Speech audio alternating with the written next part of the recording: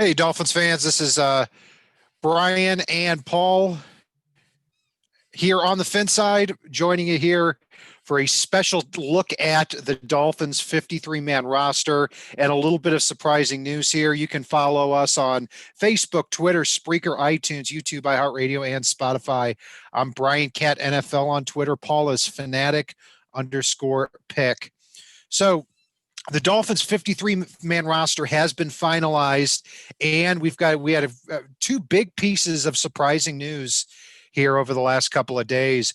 Josh Rosen, after the Dolphins tried feverishly to get a trade done for him, ends up actually getting cut, and not a whole heck of a lot of money that he was making. So, Paul, it was very clear that the Dolphins, after really giving up a second round pick a couple of years ago, or last year, excuse me, gave up on him.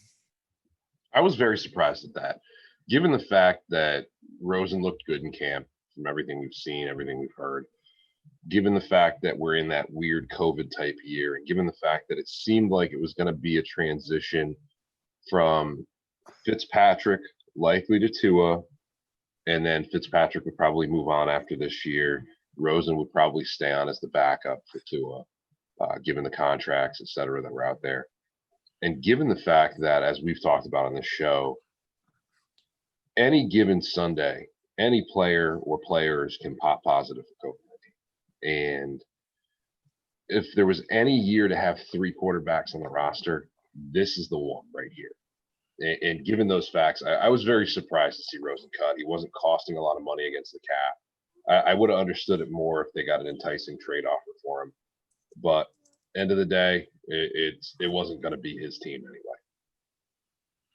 Yeah, I was surprised for sure. I got to disagree there. I don't think Rosen looked good in camp from everything that I heard. I mean, I think that's the reason why he's not here. And I think if there were any indications that he were, then the Dolphins would have rostered three quarterbacks. But I'm surprised at the end of the day that there's not a team out there like the Rams or the Vikings who have there are 5 or 6 teams in the NFL that have just dire quarterback situations, dire backup quarterback situations, and they didn't even want to give up a 7th round pick for him. Yeah, I mean, if there was ever a scenario, I mean, the Dolphins would have pretty much taken anything for him, given the fact that they cut him. So the fact that there was no conditional pick thrown their way is shocking because he's 2 years removed from being a top 10 overall pick. And yep, he does have all the tools. He just hasn't been able to put it together. Yeah, he hasn't. I mean, last year with the Dolphins, 1 touchdowns, 5 interceptions. I'm still of the opinion, and I know you are too, that this guy's gotten a raw deal in the NFL. He clearly has some physical skills. He can whip the ball. You don't get to be the 10th overall pick out of UCLA here without having those physical skills. But this is somebody that needs to go to a place where everyone just kind of forgets about him, and he's the second or the third string quarterback. And then from that point, he can actually sit behind and learn a system. Keep in mind that this is also a guy too that I believe it's been since his junior year of high school that he's had an offensive coordinator in back-to-back years. So certainly not. He needs to go somewhere where he can just settle down, pump the brakes. Maybe he'll never be good, but I still think this guy's gotten a raw deal. Yeah, and he hasn't played behind an offensive line since college. Let's just be honest there. I mean, he went from one of the worst offensive lines in football to an even worse offensive line last year. We've all talked about how terrible the Dolphins' offensive line was last year. And I think the Cardinals were abysmal before that. The Dolphins actually set that bar lower. And there are quarterbacks that are greatly affected by that. That you got Ryan Fitzpatrick, who's better in those scenarios, but a lot of quarterbacks are not as good if they don't have anybody protecting them. That is for sure. So we wish Josh Rosen the best of luck here. Waivers is going to begin here in a couple of hours. So it would be really surprising if we didn't see a team put a waiver claim in on Josh Rosen. So we'll see what happens there. And as speaking of waivers, it's going to be in the same draft order. So a lot of players cut from their rosters yesterday. We'll go through just a couple of those a little bit later in the show, but the Dolphins are gonna have the 5th waiver priority, just as they had the 5th pick in the NFL draft. So speaking of players that are new to the Dolphins, Josh Rosen, him being cut wasn't even the biggest news here over the last couple of days. The Dolphins trade for Raiders running back / wide receiver Lynn Bowden, and somebody that I know I was very high on heading into the draft. He's somebody that I wouldn't have blinked an eye at had the Dolphins taken him in the 3rd round.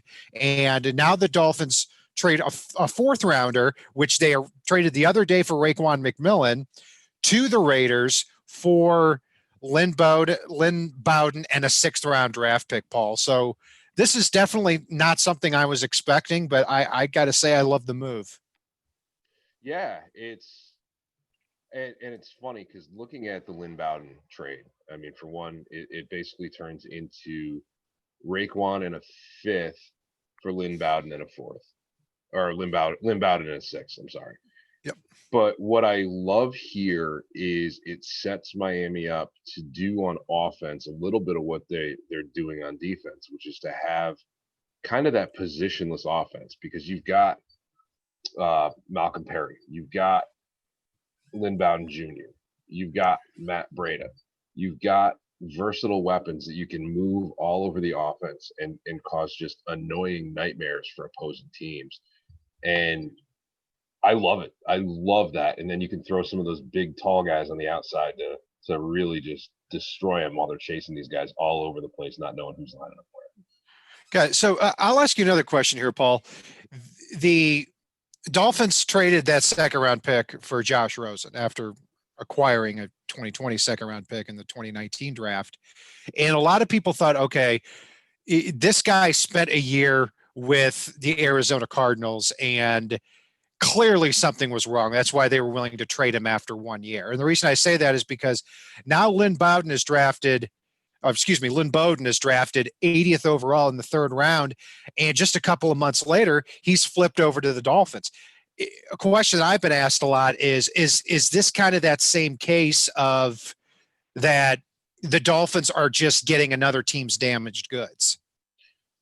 I wouldn't say that's the case. Anybody you get from another team obviously wasn't a fit based on their coaching staff and front office. We know this, and that's the case with us. And this kid's literally hasn't played a preseason game yet, and it's very tough to call him damaged goods at this point. I mean, I don't subscribe to that theory. It's especially when it comes to guys like Chucky and Mayock out there in Vegas that have done mystifying move after mystifying move after mystifying move since they took over out there. I'm right there with you. I think it's every bit worth the risk, and I don't really think it's a risk. And, to add in some color, the Raiders drafted Lynn Bowden in the 3rd round, and their goal was to have him supplant Jalen Richard as the 3rd down back. I don't know why you would draft a player with this type of versatility specifically to have him as a 3rd down back. I'm sure they had other plans for him too, but this is somebody that I thought was a slot receiver coming out of Kentucky. I mean, he played quarterback, he played slot, he played on the boundary, he took snaps in the backfield. One of my the first time I saw him, he returned a 67-yard punt for a touchdown against Mizzou. So this is somebody that went in the 3rd round. That's right about where he should have been taken. Gil Brandt from NFL.com actually had him as the 44th best player in the entire draft. So I'm extremely excited about this here. And as far as where he's going to start, I would expect him to start out there in the slot. And I think that's what you've got to do, because what I can't stand is when you have these rookie players and they are immediately thought of, oh, he's going to come in the NFL. He's going to be playing quarterback. He's going to be a running back. He's going to be a wide receiver. He's going to be returning kicks. He's going to be the gunner on special teams. Like, dude, this is a 22-year-old college kid. I think he can morph into that versatile player, but it's crazy talk to me that like he's just going to come in and have what the Raiders were fans were predicting that he would do, that he'd be playing 5 different positions. And I could see a scenario where he is playing multiple positions, but with very limited number of plays and sets that he's doing it from. So we might see a scenario where he comes in and he's got 3 plays he runs out of the slot to start with, because let's face it, he's going to have a week under his belt with the team when they play the Patriots next week. 3 plays he runs from the slot, 3 plays maybe he runs from running back, and 3 plays he runs from, I don't know, like an H-back position. And they can add to it each week as far as that goes, and get him up to speed and still have a role he can be effective in.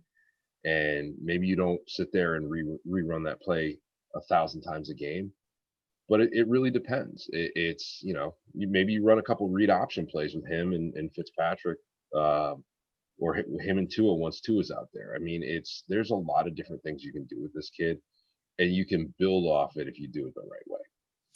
Yeah, I agree with you. And my point that I don't think I made very well too is that I do think he's versatile, and that's part of his appeal. What I think you need to do with a player like this is he needs to be good at one thing first. It was kind of the same argument with Isaiah Simmons here.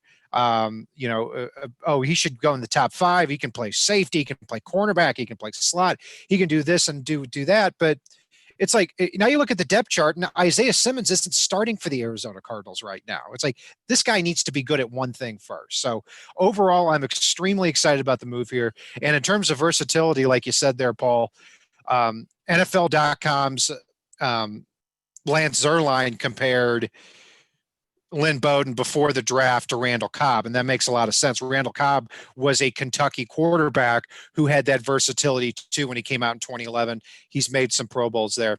Antoine Randall L was compared to by Pro Football Focus.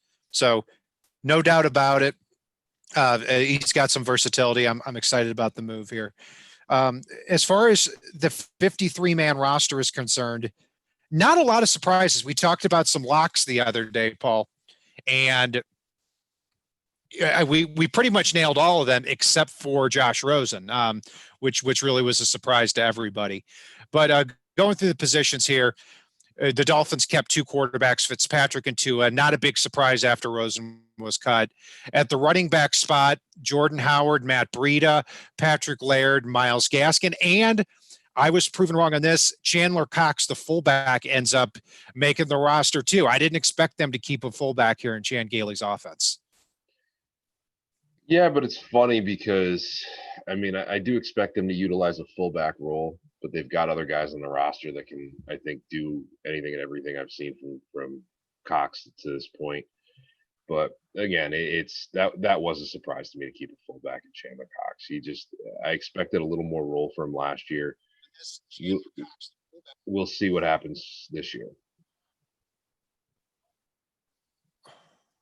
Yeah, no doubt. And I think maybe he showed a little bit of versatility there in camp too, because if you're talking about somebody that it's clear based on how these rosters are put together that Brian Flores is not a fan of having just a guy with one dimension. He wants a game day player. He wants somebody who can double as a tight end, get some carries at running back. Maybe Chandler Cox showed some of that ability here over the last week. Wide receiver, the Dolphins with Lynn Bowden's acquisition ended up getting 7 overall. So you've got Preston Williams, Devontae Parker, Jakeem Grant, Isaiah Ford, Lynn Bowden, Malcolm Perry, Mac Hollins as the 7th guy.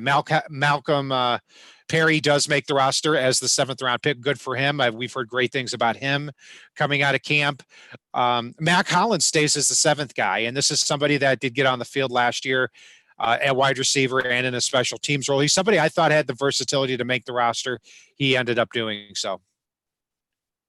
Yeah, I'm not surprised to see Matt Collins on the roster. I was kind of hopeful either Matt Cole or Kirk Merritt would make the roster, although I expect to see one or both of those guys end up on the practice squad. Other than that, there's no surprises here with the wide receiver position. Yeah, I'm right there with you. At tight end, no surprises either. Mike Gesicki, Adam Shaheen, Durham Smythe end up making the roster. On the offensive line, the Dolphins end up keeping 9 guys. Austin Jackson looks like he'll start the season at left tackle, starting over Julian Davenport. So you got Austin Jackson, Eric Flowers, Ted Karras, Robert Hunt, Jesse Davis expected to be the 5 starters. Solomon Kindley may start at right guard over Robert Hunt. The backups, you've got Julian Davenport, Michael Dieter, Solomon Kindley, and Cody Pankey, somebody we did not spend a lot of time talking about, somebody I've got to learn a little bit more about, honestly. I know that he was with the Packers before, and he dressed for 2 games. Other than that, not a whole lot that I know about this guy. And it wouldn't surprise me too, Paul, if somebody like Pankey ended up being the first one cut after the waivers. Yeah, it's Pankey's one of those ones I've got on my list of bubble players moving forward from the 53-man roster. Just because we all know there's those 5 or 6 guys at the bottom of the roster that should never feel safe about their job. They're part of that churn group that, depending on the moment, it's we'll see what happens. But yeah, no, I'm not too surprised. The only thing I'd say is, and I know you and I have a little bit of a differing opinion here, is I feel like Kindley's got the right guard job on lockdown at this point, and I think Robert Hunt is just battling Jesse Davis at right tackle as we stand right now. Yeah, I think that's right. On the defensive line, they keep 7 players, and this is another position maybe to keep an eye out for after the roster. Or after the waivers too. Shaq Law, if we're talking about a 4-man front here, you've got Shaq Lawson and Emmanuel Ogbah at the end, Davin Gottschall and Christian Wilkins at D tackle. Then the backups, I'm glad to see that Zach Sealer stayed. I know he's somebody that we liked a lot too, and really played well against the Bengals and the Patriots and the Giants in the last 3 games of the year. And then you've got Raekwon Davis as well as Jason Strowbridge, the rookies. Not much of a surprise there. And linebackers, surprisingly, they end up keeping as many linebackers as defensive linemen. Landon Roberts, Jerome Baker, Kyle Van Noy, Kemu Grugier-Hill, Andrew Van Ginkel, Sam Eguavoen, and finally, for all the Kingpin fans out there, Calvin Munson ends up as the 7th linebacker. Yeah, Munson was another surprise for me, even though he played solidly, and I think he was linked to your babysitter or something like that when we talked about him last year. But whoa! No, I'm just kidding. Yeah, actually got some of that right. My HR manager babysat Calvin Munson. So she messaged me one day, I was walking in the hall and she said, "Can you come in here?" And it's my HR manager, and she said, "So I heard my buddy made the Dolphins team." She said this last year, and I said, "Who's your friend?" She said, "Calvin Munson." I'm thinking, how do you know Calvin Munson? She said, "I used to babysit him here when he was a kid." So yeah, congratulations to him on there. I can't wait to tell her over the next couple of days. So yeah, just an interesting story. I think you might have to tell her quick, Kat, because I do feel like Munson's one of those bubble players like we just talked about with Pankey. I mean, it's yeah. I'm with you on that. I think when you look at Munson and when you look at Pankey, if you're looking at the 2 players that might go first, then it's probably going to be them 2. But Munson did play well in the last couple of games last year. He got after just days he was signed, he played something like 35, 40 snaps in the first game. I thought he looked the part out there. So you never know on there. And maybe Sam Eguavoen is somebody who ends up going too. This is somebody that wasn't great last year when he got the chance. He did have 3.5 sacks, but was a little bit more inconsistent from a down-to-down basis than Brian Flores probably would like. So we'll see. But I'm with you there, Paul. I think, and it's keeping 7 linebackers probably not something the Dolphins are going to do long term. So At defensive back, they end up keeping 10 players. That's actually on the lower end of what we had predicted. We were talking about 11 or 12 guys, but the starters, you've got no surprises, Xavier Howard and Byron Jones at the corner spots, Bobby McCain and Eric Rowe at safety. Noah Igbenogany should be the fifth defensive back, and good for him. The backup safeties, you're going to have Brandon Jones, Clayton Fedulum, and Kayvon Frazier. And then rounding out the depth chart, you've got Jamal Perry and Nick Needham returning, both two players who played very well there. So also too, Paul, Kayvon Frazier looks like he's going to be the Dolphins special teams captain too. So a big ascension for him as well, from being cut from the Cowboys to having a gruesome injury to being that special teams new Walt Aikens type of player. Yeah, I'm a little surprised. I kind of expected Fedulum to step into that special teams captain role, but again, they signed so many guys with special teams prowess this offseason that it is what it is. But good for him. One surprising cut in the secondary for me was the fact that Ken Webster didn't get a little bit more of a look, just because he was a guy I know we both liked a lot when we saw him out there in the field last year. Yeah, I would have liked for them to keep both Ken Webster and Tay Hayes. Tay Hayes was, according to Barry Jackson, the last guy cut on the 53-man roster. So you can bet the Dolphins are going to be trying feverishly to get him back on the practice squad. In rounding out the rest of the roster, no surprises, Jason Sanders, Matt Hawk, and Blake Ferguson are your kicker, punter, and long snapper. And that is your Miami Dolphins 53-man roster.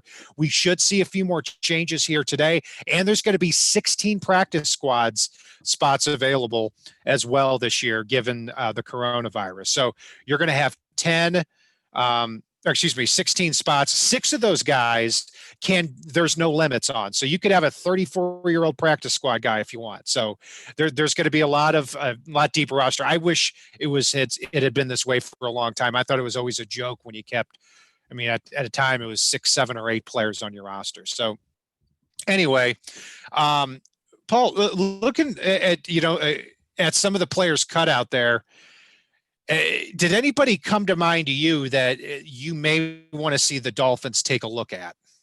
There's a few guys to kick the tires on, and it's funny we talked about fullbacks already. The Patriots actually released Kessenberry, and he's a guy I know we looked at before as a possible fullback replacement anyhow. So maybe, but there's no one that has me drooling that I've seen as of yet. Yeah, me either. And there are not as many roster spots available. Last year it was the stakes were big as far as if you got on this roster, you were probably going to play. So it's not so much the case this year. A couple of guys that came to mind that I think do have some potential. Sidney Jones and Rasul Douglas were cut from the Eagles. So, man, what a disaster their 2017 draft is looking like. It's looking even worse than the Dolphins. Their first round pick was Derek Barnett. Their second and third rounders were Sidney Jones and Rasul Douglas. Their fourth rounder was Mac Hollins. So, but as far as Jones and Douglas are concerned, I always thought Sidney Jones would fit in better when he can go man up on a wide receiver, not playing more of this wide 9 type of zone coverage type of scheme. So he's somebody I'd take a look at. Rasul Douglas, I actually think he can move to safety, and the Dolphins have had a lot of success with taking big cornerbacks and moving them to safety. We saw that same thing there with Eric Rowe. As for at linebacker, maybe there is a spot for more of kind of a Raekwon McMillan type of linebacker there. The Giants cut Ryan Connolly, a guy that was very impressive last year, must be struggling to come off of his injury. He was a 5th-round pick last year. Todd Davis, cut from the Broncos, kind of fits that same run-stopping mold. Francis Bernard from the Cowboys is a rookie out of Utah that I really expected to make their roster and was a very good player at Utah, but is also 25 years old, pretty one-dimensional too. So I'm looking out for a couple of guys there. Also, Steven Denmark, a cornerback for the Chicago Bears, 6'2", 220, plays in that 4.4 speed level. But the Bears didn't want to spend any more time on him. But maybe the Dolphins can take somebody like that and develop him. So, yeah, I mean, it's certainly not over. We know that Brian Flores wants to overturn the roster as well as Chris Greer. So, you know, I don't see 20% of the roster being churned in the week before the year like last year, though, Paul. No, and Kat, I want to pitch a question to you that we actually just got in the chat. Somebody wanted to know what we think about the rumors swirling over us signing Callaway. What do you think on that one? I'll pitch it your way. You know, before Lynn Bowden was traded for, I was actually all for trading for Antonio Callaway. I mean, or excuse me, signing Antonio Callaway. And the first reaction is this guy's been in trouble everywhere he's gone. He was in trouble at Florida. He was in trouble with the Browns, and that's true. But kind of like the Josh Gordon thing, where like this is not a major part of your team. So you can just, if he gets in here, he catches a few deep balls and then he gets suspended. What's really the big deal in the grand scheme of things? But I don't know if between having Parker, Williams, Bowden, Jakeem Grant, Mike Gesicki, I don't know if you're going to be able to actually put him on the field. So overall, I would say for that reason, you'd probably pass now. But it's a great question. So, and I'll just contribute a little bit to that. The one thing, and I've seen this in the chat a little bit too, that I think would be kind of cool if they're able to sign Callaway, which I know he's had his issues and things like that. But 4 or 5 plays a game, you can do something, even with Bowden on the roster, that I'm really, really, really intrigued by. And Kat, you know me well enough to know once I get intrigued by something, I can't let it go.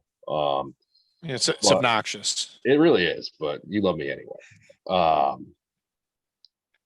Getting to that point where you can throw a positionless offense out there, you know, a handful of plays a game, where you seriously have no idea where anybody could possibly be lining up. Any of those guys can end up in the backfield. Any of those guys can end up out wide. And, you know, literally you could run almost anything out of those sets and confuse defenses. I'm all for that. So if they were to sign Callaway and throw some formations out there with him and Breda and Bowden and, you know, Malcolm Perry, some type of weird wildcat, it could be fun. It really could. And it could piss some opposing defensive coordinators off. Yeah, and also it's worth noting too, and somebody said this in our chat too, is Antonio Callaway is suspended right now, but he's only suspended for the first couple of games. I believe, I think it's 3 or 4 games. So, but from a traits perspective, you know, if he's somebody the Dolphins looked at, stashed on the roster, I don't have a problem with that. I have a problem with a full-time defensive end or a full-time linebacker or full-time cornerback who is always a risk. It always so close to get suspended. I don't think that's, I mean, with Callaway, if he gets suspended, who cares? You lose your 4th receiver. So yeah, it really wouldn't that be that big of a deal for me. So it'll be fascinating to see where he goes. The Dolphins did work him out. They also worked out former Seahawks and Ravens running back Alex Collins too. So they're definitely kicking the tires on a few players there. So maybe we'll see a few of these guys here come back. Or maybe the Dolphins do sign a player or two here today, and they end up cutting a player or two. So we'll have to see. 1 week away from the beginning of the regular season, Paul. So, you know, this is probably going to be our last show here before we get into the Patriots previews. So I'm curious, off the top of your head, what is your prediction for the Dolphins here this year? And this is just off the top of my head, and I know I go back and forth on it. I really seeing this being a very, very positive 9 or 10 win team. But I'll throw on the cautiously optimistic side, I'll throw that 9-7 prediction out there. I think this is a very talented roster. I think the AFC East as a whole is up and coming, but I don't see a lot out there to challenge Miami. I know the Bills are going to be okay. but they're a team that seems to always make those critical mistakes and critical moments until they prove otherwise. And the Pats are the Pats, but let's face it, with Medea at quarterback,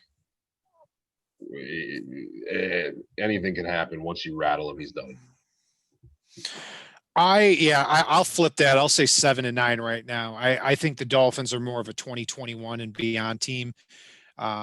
They draft a rookie quarterback in the first round, and the two other players they draft are 20 years old on draft day. So it's not a slight on Chris Greer or Brian Flores or anybody else on the roster. It's just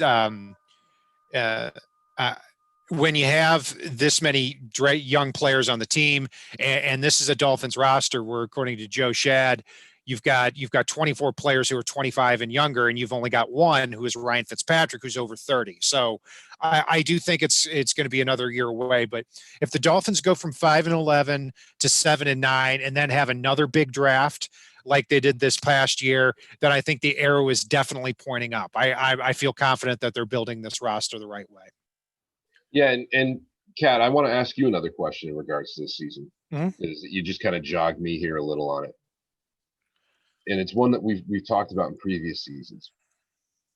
Part one of the question is what has to happen for you to consider this season a success, and the other side of that is what has to happen for you to consider this season a failure, as far as the Dolphins go. Yeah, I would say two major things is, number one, let's say it like this. If the Dolphins win 7 or more games and Tua at least gets on the field and shows the promise of why we drafted him 5th overall, I already consider the season a success. My expectations in the bar would be a little bit higher if the players they drafted were more day one ready. I know they drafted Raekwon Davis, and they may be starting 2 or 3 players on the offensive line, but I expect some growing pains. This coaching staff is going to be tested. So again, I see it more of as a 2021 type of team. I see the Bills winning the division, and I see this being the worst division in football. I don't know if I'd say worst division in football, but what I will say is, for me, I think this could be a playoff team, potentially. I'm not saying they make the run all the way at this point. There's too much runway between now and then. The biggest benchmark for success, and while I do think that this is a team that could win 8+ games, the biggest benchmark for success is if they pass the eye test. If we see, like you said about Tua, where he gets on the field and shows some positives. If we see Austin Jackson develop, if we can see that offensive line become a cohesive unit that involves Solomon Kinley and Robert Hunt, as well as Austin Jackson. Seeing solid play out of this team, not just for now, but with continued growth for the future. That's the biggest thing for me here, because I want the sustained success. And as far as a failure goes, if Tua goes out and his hip gives out, if Austin Jackson shows that he's not going to be that guy that he developed, if Kinley and Hunt struggle to get on the field, and the defense starts allowing a lot of yardage that we didn't expect and can't stop the run. If they fail that eye test, essentially, and Tua doesn't end up being that guy that we all hope and think he can be, or physically can't sustain the NFL level of pounding, that's when this season is going to go on the dumpster and be set on fire, and everybody goes on the coke bus at that point. That's right. I think for me, you've got to elaborate on what I said. You've got a best case and a worst case. The best case for me is that the Dolphins come back with Ryan Fitzpatrick and be that offense that they showed in the last 5 games of the year. In the last 5 games of the year, they averaged 28.5 points a game. They were 3-2 and beat 2 division winners. So if they can come back and be like that, then I think you could be talking about a playoff team here. The other side of that, we see Fitzpatrick, who is so inconsistent year to year. If he comes out and this offense is not clicking like it was last year, and Tua is not ready, or we don't want to put him behind that offensive line, And then the defense, while, okay, maybe it improves, but it's overall just okay, then I think you might be talking about a team drafting in the first 5 picks again, because that's not a good scenario there. But, I could see things aligning where the Dolphins do well. If that offense plays well and that defense is a top 10 or top 15 unit, and the offensive line goes from worst offensive line I've ever seen to middle of the pack, yeah, I think you could be talking about a playoff team. Agreed. It's All exciting. right. Yeah, it is. Well, thanks for everyone for joining us here. Give us some feedback and let us know what you think here on Twitter, Facebook, YouTube, iHeartRadio, Spotify, all of our different outlets here. We're going to start with the Patriots preview. We should have a guest, and Paul and I are going to do our own breakdown as well as the Sunday night recap too. I'm Brian Cat NFL on Twitter. Paul is fanatic_pick. Be sure to follow us. And if it's not on the right side and it's not on the left side, it is on the FinSide. Solo D, take us home.